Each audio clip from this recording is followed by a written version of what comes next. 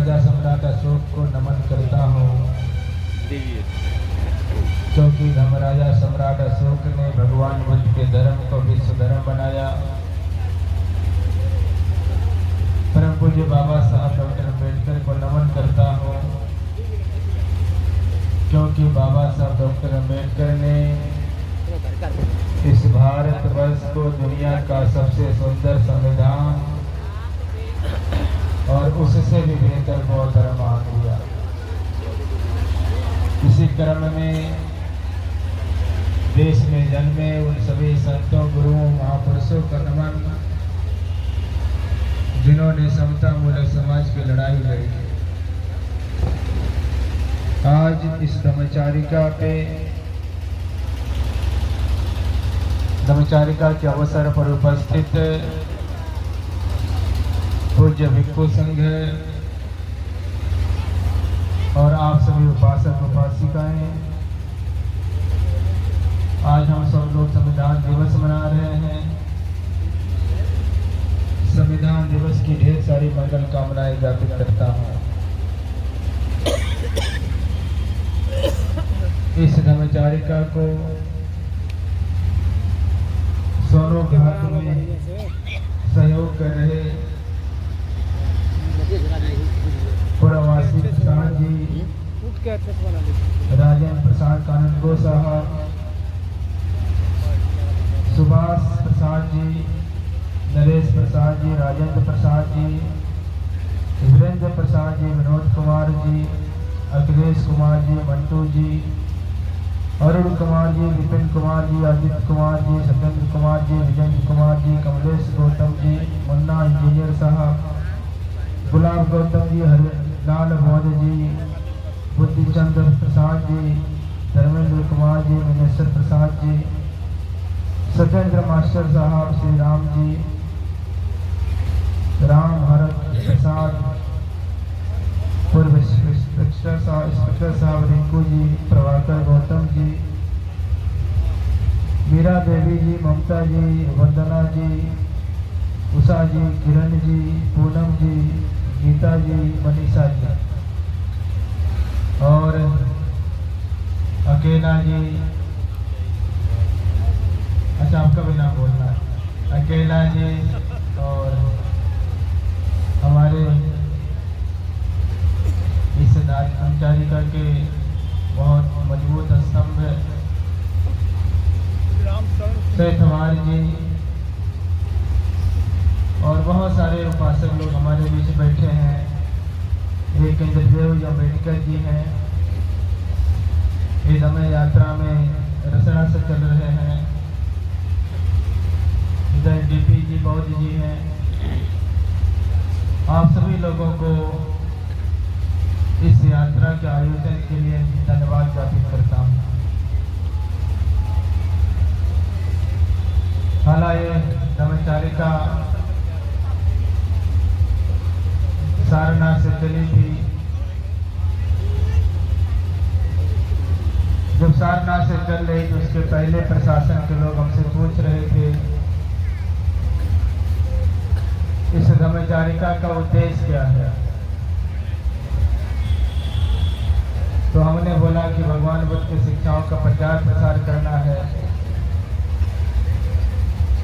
फिर प्रशासन वालों ने अपने आप पूछा क्या इससे शांति की स्थापना होगी। हमने कहा बिल्कुल शांति की स्थापना होगी। सारनाथ से जो पदयात्रा चली, धम्मचारिका चली, बनारस में शांति यात्रा रही, गाजीपुर में थोड़ी थोड़ी क्रांति शुरू हो गई, बलिया में महाक्रांति हो गई। मैं आप सबको बधाई देना चाहता हूँ कि आप लोग अपने देवरिया में पुनः शांति बना लिया, आपने शांति यात्रा करा दिया। आज संविधान दिवस भी है। बहुत सारे वक्ताओं ने अपने वाद रख दिए हैं और मुझे टेंट में बैठने वालों की कोई चिंता नहीं, टेंट के बाहर बैठने वालों की बहुत चिंता हो रही है। मुझे लगता है कि हमारे भाषण की गर्मी ये लोगों को ठंडी से बचा भी नहीं पाएगी। और मुझे ऐसा लगता कि भोजन भी कुछ ऐसा नहीं है कि आपको उससे गर्मी मिल जाएगी। तो बहुत ज़्यादा हम आपको परेशान नहीं करूँगा। कुछ समय में ही अपनी बातों को समाप्त करूँगा। बाबा साहब की महानता बहुत क्षेत्रों से आकी जा सकती है। एक महानता जो मुझे बहुत प्रभावित करती है, बाबा साहब के पूर्व की जो व्यवस्था थी, जिसने इस देश को सदियों सदियों से तबाह किया, और उस व्यवस्था में बाबा साहब ही तबाह हुए। अगर बाबा साहब के जगह कोई और महापुरुष होता जिसको संविधान बनाने का अवसर मिलता, तो सदियों सदियों से अपमान का बदला ले लेता। जिन लोगों ने सदियों से बहुत सारा अपमान किया, बहुत सारा यातनाएं दिया, वो संविधान में लिख देता कि इनके साथ में वही दुर्व्यवहार होना चाहिए।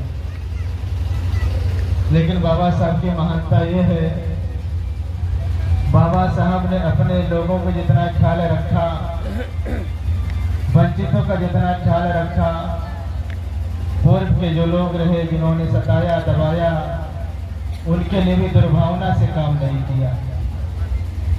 उनको भी वही अधिकार, वही समानता का अधिकार, वही शिक्षा का अधिकार, वही स्वतंत्रता का अधिकार, वही न्याय और बंधुत्व का सिद्धांत उनको भी दे करके चले गए। इसलिए बाबा साहब का ऋणी होना चाहिए इस देश को। और दलितों पिछड़ों से ज्यादा सवर्ण समाज को ऋणी होना चाहिए। जब संविधान बन रहा था, जब संविधान पे बहस हो रहा था, बहुत सारे वक्ताओं ने बाबा साहब पे आरोप लगाए, कहा कि आप विदेशों की नकल कर रहे हैं। डॉक्टर बाबा साहब अम्बेडकर ने उन वक्ताओं को जवाब देते हुए कहा कि नहीं, मैं किसी का भी नकल नहीं कर रहा हूँ, बल्कि जो भी मैं समता, स्वतंत्रता, न्याय और बंधुत्व का सिद्धांत लेकर के आया हूँ, जो भी मैं संविधान में समता, स्वतंत्रता, न्याय और बंधुत्व का सिद्धांत डाल रहा हूँ, वो मैंने अपने गुरु से लिया है, और मेरे गुरु भगवान बुद्ध हैं। बहुत सारे बौद्ध धर्म के जो मूलभूत सिद्धांत थे, वह डॉक्टर बाबा साहब अम्बेडकर ने संविधान में डाल दिए। आज जब हम बहुत सारे मंचों पे जाते हैं या ऐसे संवैधानिक जो कार्यक्रम होते हैं, संविधान के संदर्भ में भी जो कार्यक्रम होते हैं, संविधान के बारे में बहुत सारी बातें तो होती ही हैं, संविधान के अधिकारों के बारे में बहुत सारी बातें होती हैं, लेकिन इधर एक बात और बहुत तेजी से चल रही कि बाबा साहब का संविधान खतरे में है। और मुझे भी लगता है कि खतरे में है। अला बाबा साहब का ये एक स्टेटमेंट है। जब बाबा साहब का संविधान लागू हो रहा था तो बाबा साहब ने कहा था कि मैंने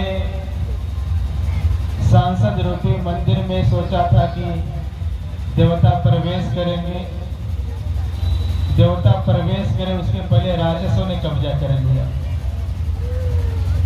बाबा साहब ने कहा कि मैं जो संविधान दे रहा हूं,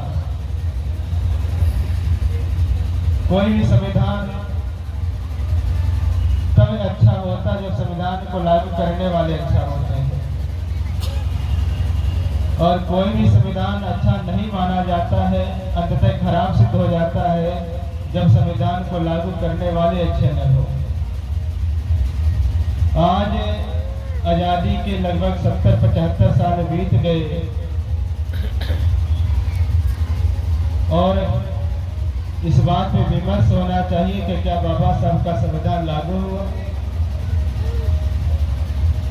बाबा साहब डॉक्टर अम्बेडकर ने जो समता का संविधान सिद्धांत दिया, क्या आज इस देश में सारे जाति धर्मों के बीच समानता आ गई है? क्या जातिवाद खत्म हो गया है? क्या सबको समान रोजगार का अवसर मिल रहा है? क्या धर्म के आधार पर किसी को परेशान नहीं किया जा रहा है?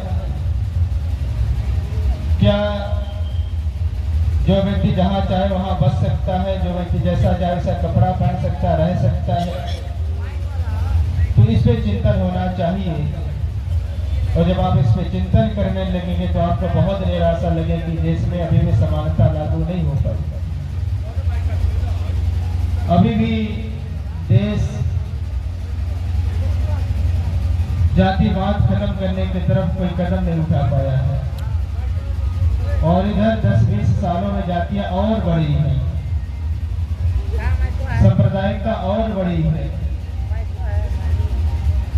किसी भी देश में जो अल्पसंख्यक लोग होते हैं, उस देश के सरकारों की जिम्मेदारी होती कि अपने अल्पसंख्यकों को सुरक्षित रखें, उनके अंदर ये भावना पैदा करें कि आप सुरक्षित हैं, उनको संरक्षण प्रदान करें। प्रश्न है, क्या हमारे देश के लोग हमारे देश के अल्पसंख्यकों को क्या सुरक्षा देने में सफल हो पाए हैं, उनको विश्वास दिलाने में सफल हो पाए हैं? ये हमें विमर्श करना पड़ेगा, हमें ये भी सोचना पड़ेगा, हमें इस पर भी बात करनी पड़ेगी। क्या स्वतंत्रता बाबा साहब डॉक्टर अम्बेडकर जैसा चाहते थे, क्या स्वतंत्रता हमें प्राप्त हो पाई है?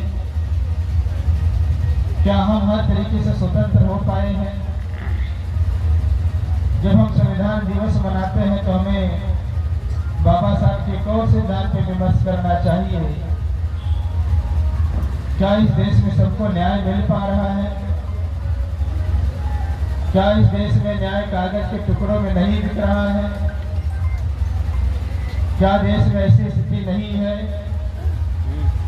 कि देश के बहुसंख्यक लोगों को लगता है कि न्यायालयों में जाकर के मुझे न्याय नहीं मिल सकता है, वहाँ वर्ग विशेष के लोग बैठे हुए हैं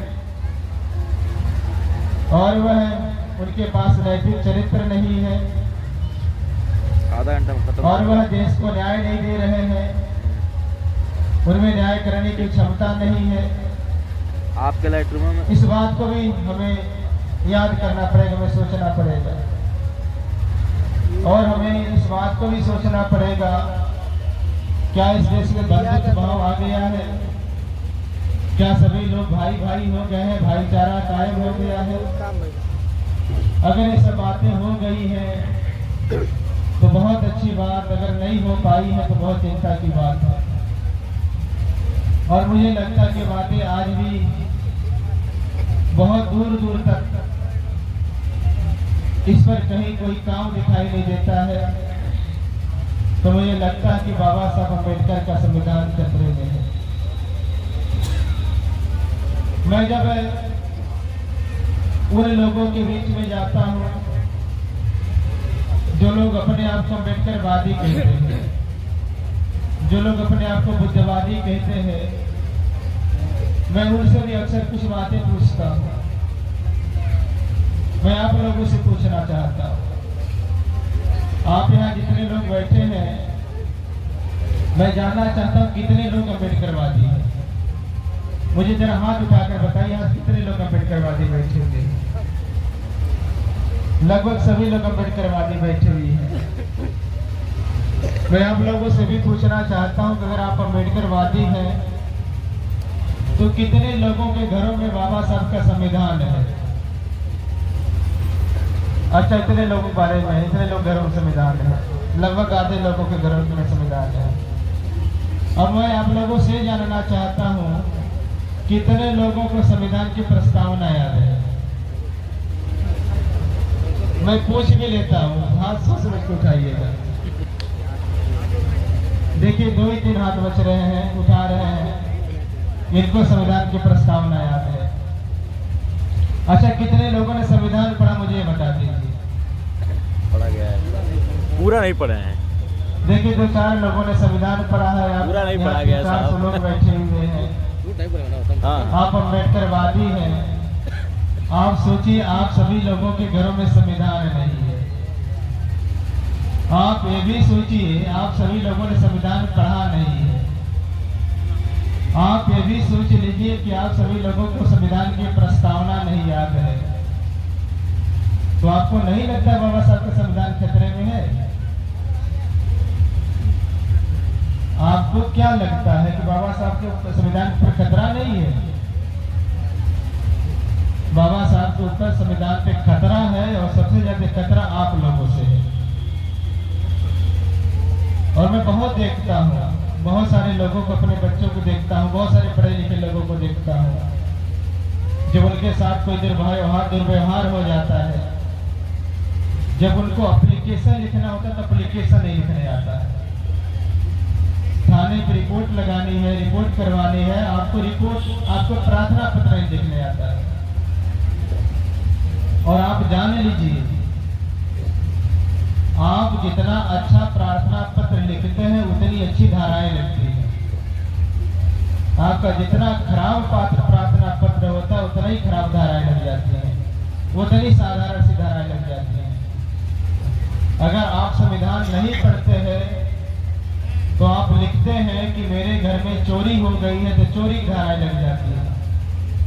वही संविधान को समझने वाले लोग कहते हैं, जब उनको रिपोर्ट लिखानी होती है, वो कहते हैं हमारे घर में डकैती हुई है, उनको डकैती धारा लगवाते हैं। आप सोचो, डकैती बड़ी धारा है, चोरी बड़ी धारा है। जब आप संविधान नहीं पढ़ेंगे तो आपको कैसे पता चलेगा कौन सी धारा लगवानी है आपको? इस देश के बहुसंख्यक समाज के लोगों को एप्लीकेशन लिखने नहीं आता है। इसलिए नहीं आता कि संविधान नहीं पढ़ते हैं, इसलिए उनको न्याय नहीं मिलता, उनके पत्र में कोई सुनवाई नहीं होती। जय भीम साहब कहाँ हैं? तो अभी ये सोचना पड़ेगा आप लोगों को। और अगर बाबा साहब अम्बेडकर का संविधान खतरे में हो जी, तो आपको क्या लगता है कि संविधान कैसे बचना दे चाहिए? रहे हैं बनते चंद्रबा जी। आपको क्या लगता है कि आप आंदोलन कर लेंगे? बनते चंद्रबा। आपको क्या लगता है कि आप संविधान दिवस मना लेंगे? आपको क्या लगता है कि आप सड़क जाम कर दें तो आपका संविधान बचेगा? संविधान आपका तब बच सकता है जब संविधान लागू करने वाले लोग आप बनाएंगे। संविधान 4 तरह के लोग लागू करते हैं। पहली कार्यपालिका, दूसरी विधायिका, तीसरी मीडिया और चौथी न्यायपालिका। जब तक आप अपने बच्चों को उच्च अधिकारी नहीं बनाएंगे, ब्यूरोक्रेट नहीं बनाएंगे, तब तक आपका संविधान नहीं बच सकता है। और अम्बेडकरवादी लोगों को अपने बच्चों को उच्च अधिकारी बनाना पड़ेगा। मैं जाति पे बहुत विश्वास नहीं करता हूँ, और मैं जाति को बहुत मान्यता भी नहीं देता हूँ। मैंने उत्तर प्रदेश में बहुत सारे दलित अधिकारियों को देखा है, और उत्तर प्रदेश में आपके दलित समाज के कम से कम 1000 IAS लखनऊ में रहते होंगे, कम से कम 1000 IPS लखनऊ में रहते होंगे। हजारों IAS IPS आपके दलित समाज के हैं। अगर मैं आपसे पूछूं कि आप 5 IAS का नाम बता दीजिए जिनको मरने के बाद आप याद रखें,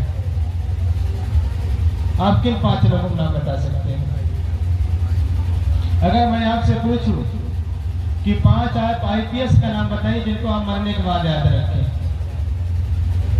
तो उत्तर प्रदेश के किस 5 IPS का नाम बताइए जिनको आप मरने के बाद याद रखें? तो महत्वपूर्ण नहीं किस जाति से IAS है, किस जाति से IPS बना है, महत्वपूर्ण अम्बेडकरवादी है कि नहीं है। अगर वो अम्बेडकरवादी नहीं है तो आपके साथ न्याय नहीं कर सकता, आपके साथ भावना नहीं रख सकता है। इसलिए अम्बेडकरवादी लोगों को अपने बच्चों को उच्च अधिकारी बनाना पड़ेगा अगर संविधान बचाना है। अगर आपको संविधान बचाना है तो अपने बच्चों को सांसद बना करके भेजना पड़ेगा, क्योंकि सांसद ही कानून बनाता है।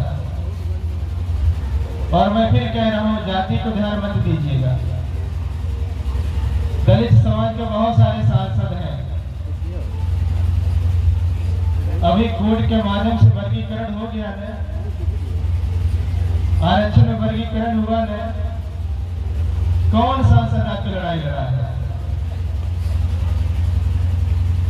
तो आपको अगर बाबा साहब अम्बेडकर का संविधान बचाना है तो अम्बेडकरवादी लोगों को सांसद भेजना पड़ेगा, अपने बच्चों को सांसद को भेजना पड़ेगा।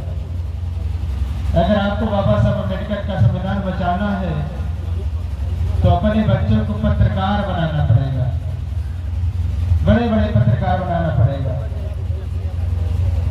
जब आपके बच्चे पत्रकार होंगे, बड़े पत्रकार होंगे, तो आपकी खबरें वो छापेंगे, आपकी खबरें वो दिखाएंगे। हम लोग सारनाथ में रहते हैं, हमारी बुद्ध पूर्णिमा होती है। हमारे बुद्ध पूर्णिमा पे 50,000 से लेकर के 1 लाख लोग के शामिल होते हैं। प्रिंट मीडिया उसका संज्ञान नहीं लेती है, इलेक्ट्रॉनिक मीडिया उसका संज्ञान ले लेती है। प्रिंट मीडिया का सम्मान लेती है तो 1-2 कालम उसको खत्म कर देती है। वही बनारस में अगर कोई कीर्तन करा ले तो फोटो सहित 7-8 कालम खबर बनती है। बनारस में अगर घाट पे कोई 4 विदेशी चल करके वहां जाकर के नाच गा कर आए, वो सुर्खियों में आ जाते हैं। सारनाथ में हजारों विदेशी आते, कहीं कोई खबर नहीं बनती है। तो आपके बड़े जब बच्चे होंगे तब आपकी खबरें दिखाई करेंगे। तो आपको अपने बच्चों को डॉक्टर इंजीनियर के साथ साथ पत्रकार बनाना पड़ेगा अगर बाबा साहब का संविधान बचाना है। अगर आपको बाबा साहब अम्बेडकर का संविधान बचाना है तो अपने बच्चों को न्यायपालिका में भेजना पड़ेगा, अपने बच्चों को वकालत की पढ़ाई करानी पड़ेगी, उनको कानून की पढ़ाई करानी पड़ेगी, अपने बच्चों को अच्छा वकील, अच्छा जज बनाना पड़ेगा। अगर आपके बच्चे वकील बनेंगे, आपके बच्चे अच्छे जज बनेंगे, तब आपको न्याय मिल सकता है। संविधान बचाने का ही तरीका, संविधान लागू करने का भी तरीका है। तो इस संविधान दिवस के अवसर पर मैं चाहूंगा कि आप सब लोग संकल्प लें कि आपके अपने बच्चे, आपके अपने अम्बेडकरवादी, आपके अपने बुद्धवादी लोग अपने बच्चों को बड़े अधिकारी बनाएंगे, IAS IPS बनाएंगे, उनको बड़े पत्रकार बनाएंगे, उन्हें ब्यूरोक्रेट बनाएंगे, उन्हें जो है न्यायपालिका में भेजेंगे। ये संकल्प लेकर के जाइए। और जो ये धर्मचारिता चल रही है, ये धर्मचारिताएं ऐसे कभी कभी हुआ करती हैं, ये धर्मचारिताएं हमेशा नहीं हुआ करती है। मैं बहुत विश्वास के साथ कह रहा हूँ, जितने आप लोग बैठे, उपासक उपासिकाएं बैठे हैं, जितना बड़ा विशाल भिक्षु संघ आपके बीच से जा रहा है, आपके सड़कों से जा रहा है, आपके नगरों से जा रहा है, आपके गांव से जा रहा है, आपने अपने जीवन में इतना बड़ा विशाल भिक्षु संघ नहीं देखा होगा। ये आपके जीवन में पहला अवसर है। इस देश में चारिता की परंपरा खत्म हो गई थी। आजादी के बाद इतने बड़े पैमाने पर अभी 3 सालों से चारिता निकल रही है। मैं आप लोगों से भी बताना चाहता हूं, ये चारिकाएं जिन जिन सड़कों से जाती हैं, जिन जिन गांवों से जाती है, जिन जिन नगरों से जाती है, उस समय के लिए ऐसा लगता है कि सब कुछ बुद्धमय हो गया है। आज हम लोग खुखंदू में थे, ये चल दुसाद जी खुखंदू के रहने वाले, उनके गांव में गए हुए थे और हमने उनको बोला, उनके घर में गांव में चारिता गई हुई थी, बच्चे लोग चारों तरफ बैठे थे, कहीं कोई लेटा था, कहीं कोई बैठा था, कहीं कोई घूम रहा था। हमने कहा कि दुसाद जी देखिए, आपका गांव पूरा बुद्ध विहार हो गया है। दुसाद जी ने कहा, हाँ बंटी जी, हमारा गांव आज बुद्ध विहार हो गया है। जब हम लोग आने लगे, पूरा गांव हम लोगों को विदा करने के लिए सड़क पे आ रहा था। दुसाध जी ने कहा कि बंदे जी, जब आप लोग जाते तो ऐसे गांव वाले विदा करने जाते हैं क्या? हमने कहा ऐसे ही जाता हूँ, बहुत बार मना करना पड़ता, बार बार मना करना पड़ता है कि आप वापस चले जाइए। बार बार हम लोग कहते नहीं, बहुत देर हो गया, आप वापस चले जाइए। फिर भी लोग मानते नहीं, बहुत दूर तक पद यात्रा में चले जाते, चारिकाओं में चले जाते हैं। अब उनको भी हमने कहा कि अब आप वापस जाइए। इतना कहकर के मेरा हाथ पकड़ के भवक भवक कर रोने लगे। कहा कि बंदे जी, पहली बार इस तरह का अनुभव हो रहा, रोंगटे खड़े हो जा रहे शरीर के। तो जिस सड़क से, जिस गांव से, जिस नगर से चारिका जाती है, उस समय के लिए बुद्धमय हो जाता है। अगर थोड़ा सा प्रयास और हो जाए, थोड़ा सा काम और हो जाए और संकल्प हो जाए कि जिस तरीके से चारिका हमारे बीच से गई, जिस तरह से भिक्षु संघ हमारे बीच में बैठा है, अच्छा होता कि भविष्य में भी हमारे साथ ऐसे होता, ऐसे बैठता। तो उसके लिए थोड़ा सा काम करें। अगर बाबा साहब अम्बेडकर के सपनों का भारत बनेगा, बुद्धमय भारत बनेगा, कई स्थिति वापस आ जाएगी। मैं अपनी बातें समाप्त करूं, इसके पहले मैं एक बात और आप लोगों से कहना चाहता हूं, क्योंकि मैं बोलता भी जा रहा हूं, मुझे इन लोगों का भी बहुत ध्यान आ रहा है और मुझे फिर भी लग रहा है कि मेरी भाषा की गर्मी को ठंडी से नहीं बचा सकती है।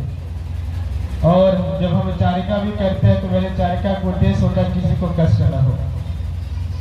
इसलिए हम अगर 100 लोग होते हैं, 200 लोग होते हैं, तो हम एक लाइन बना करके चलते हैं। जब हमारी चारिका निकल रही थी, कभी भी निकलती है तो प्रशासन के लोग बहुत मुस्तैद हो जाते हैं। तमाम इलाकों के ऑफिसर्स, हमारे जितने हमारे आयोजन होते हैं, उनसे सब संपर्क करने लगते हैं, हमसे भी संपर्क करते हैं। बनारस के कमिश्नर साहब, पुलिस कमिश्नर हमसे एक बार बात कर रहे थे, उन्होंने कहा कि मैं स्कार्फ लगा देता हूँ। हमने कहा मत लगाइए। कहने नहीं लगा देता, हमने कहा मत लगाइए। करे नहीं, 4 पुलिस वाले आप लोग साथ चलेंगे। हमने कहा नहीं, मुझे बहुत शर्म लगता है, मेरे साथ पुलिस वाले चले। उन्होंने कहा कि नहीं, आपको रास्ते में दिक्कत हो सकती है। हमने कहा बिल्कुल नहीं दिक्कत होती है। हमने कहा मन में ठान करके चलते हैं कि हमारे वजह से दुकान सड़क पर चलने वाले किसी व्यक्ति को दिक्कत न हो, किसी बीमार आदमी को दिक्कत न हो, रिक्शे वाले को दिक्कत न हो, ठेले वाले को दिक्कत न हो, सब्जी वाले को दिक्कत न हो। हमने उनको बताया कि हम सड़क पे ही कहाँ, हम तो डिवाइडर से जाते हैं। और हमने कहा कई बार डिवाइडर से क्या, जो सफेद वाली पटरी होती है, हम उस पे जाते हैं। हमने कहा हम तो डिवाइडर में छोड़ करके जाते हैं, बस हमें 1-2 फुट का रास्ता चाहिए होता है। हमारा भिक्षु संघ एक लाइन बना करके जाता है। तो हम इसका भी ध्यान रखते हैं कि हमारी पदयात्रा से, हमारे चारिका से किसी को कष्ट न हो।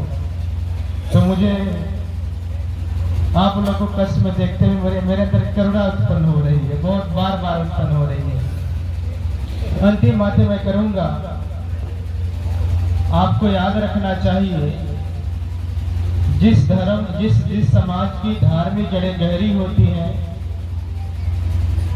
उस समाज की सामाजिक जड़ें बहुत गहरी होती हैं। जिस समाज की सामाजिक जड़ें बहुत गहरी होती हैं, उस समाज की राजनीतिक जड़ बहुत गहरी होती है। और जिस समाज की राजनीतिक जड़ बहुत गहरी होती है, उसी समाज के लोग शासनकर्ता समाज बनाते हैं, यानी शासक पैदा करते हैं। हम लोग यहाँ जो लोग बैठे हैं, हमारी धार्मिक जड़ें गहरी नहीं है, धार्मिक जड़ें बहुत कमजोर है, इसलिए हमारी सामाजिक जड़ें कमजोर है। हमारी सामाजिक जड़ें कमजोर है, इसलिए हमारी राजनीतिक जड़ें कमजोर है। और राजनीतिक जड़ें कमजोर होने की वजह से हम देश को शासक नहीं दे पा रहे हैं। आप जरा सोचिए कि 2000 वर्ष पहले श्रीलंका में बौद्ध धर्म गया, 2000 वर्ष पहले बर्मा में बौद्ध धर्म गया, थाईलैंड में बौद्ध धर्म गया, चीन जापान में बौद्ध धर्म गया। आप सोचिए 2000 सालों से उनकी धार्मिक जड़ें गहरी हैं, तो 2000 सालों से उनकी वहां सरकारें किसकी हैं? बर्मा में कौन लोग राज कर रहे हैं? श्रीलंका में कौन लोग राज कर रहे हैं, थाईलैंड में कौन लोग राज कर रहे हैं। अगर भारत में भी आपकी धार्मिक जड़ें गहरी हो जाएंगी तो भारत में कौन लोग राज करेंगे।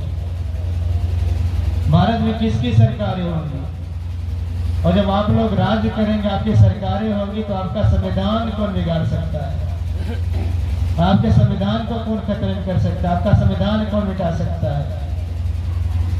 मैं आपको एक बात और कहकर बात विराम दूंगा। अगर आपका संविधान खतरे में है तो आपको ये सोचना पड़ेगा कि संविधान के लिए दिक्कत कौन है, संविधान बुरा किसको लगता है, संविधान खराब किसको लगता है, संविधान से जलन किसको है, संविधान को कौन लोग नष्ट करना चाहते हैं, संविधान को कौन लोग मिटाना चाहते हैं, आपको ये सोचना पड़ेगा। और जिनको संविधान से दिक्कत है, जिनको संविधान पसंद नहीं है, जिनको संविधान से दुनिया भर के प्रॉब्लम्स हैं, संविधान से कठिनाई है, जो संविधान मिटाना चाहते हैं, आपको संकल्प लेकर के जाना पड़ेगा कि आपको उनको मिटाना पड़ेगा।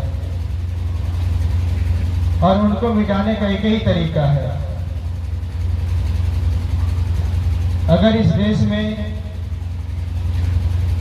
महाराजा अशोक से लेकर के साहू फूले जो भी हुए हैं, मानवर कांसीराम साहब तक हमारे जो महापुरुष है, यानी जो बहुजन महापुरुष है, जो बहुजन महापुरुषों की श्रृंखला है, अगर उनके अनुयायी, उनमें विश्वास रखने वाले लोग, उसमें आस्था रखने वाले लोग, अगर वो सभी के सभी बौद्ध धर्म अपना ले तो हमारी संख्या इस देश में 40 से 50% हो जाएगी। अगर हमारी संख्या 40 से 50% हो जाएगी तो जो संविधान को नहीं मानता है, संविधान को मिटाना चाहता है, उसकी संख्या कितनी रह जाएगी, वो 40 से 50% कम हो जाएगा ना। और फिर और लोग भी तो उसमें आते हैं, मुझे लगता है कि बहुत कम रह जाएगा। और उसमें भी बहुत सारे बदमाश लोग नहीं हैं, बहुत सारे लोग अच्छे लोग हैं, वो भी साथ छोड़ करके हमारे साथ आ जाएंगे। और संविधान इस प्रकार संविधान को खत्म करने वाला, संविधान से जलन करने वाला, संविधान को मिटाने वाला खुद मिट जाएगा। और इस संविधान को मिटाने वाला मिट जाएगा तो हमारा संविधान बच जाएगा। तो संविधान को बचाने का तरीका यही है कि संविधान को मिटाने वाले लोगों को खत्म कर दिया जाए, संविधान को मिटाने वाले लोगों को मिटाया जाए। उसके लिए सबसे अच्छा तरीका है कि सबको बौद्ध धर्म अपनाया जाए, सब लोग बौद्ध धर्म अपनाएं, जितने जाति धर्म के लोग हैं सब लोग बौद्ध धर्म अपनाएं। और मैं बार बार कहता हूँ, बिना बौद्ध धर्म के देश का उद्धार होने वाला नहीं है। इस देश का चाहे किसी भी जाति धर्म के लोग हों, उनको अंततः बुद्ध के ही शरण में आना पड़ेगा। और बाबा साहब डॉक्टर अम्बेडकर ने तो कहा है, आने वाली सदी बौद्धों की सदी है। और मैं आपसे भी कह रहा हूँ, आने वाली सदी बौद्धों की सदी होगी।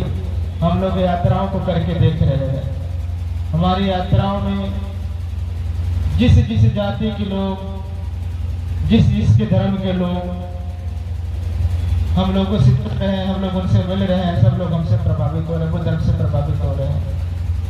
मुझे ये भी लगता है बुद्ध धर्म ही एक ऐसा छाता है जिसके नीचे सभी लोगों को लाया जा सकता है। इसी के नीचे ला करके समता मूलक समाज बनाया जा सकता है, इसी के नीचे ला करके बहुजन समाज बनाया जा सकता है, इसी के नीचे ला करके बौद्ध समाज बनाया जा सकता है। तो आइए हम सब लोग बुद्ध धर्म के छाते के नीचे आ जाएं और हम सब लोग बहुजन समाज बनाए, हम लोग बौद्ध समाज बनाए।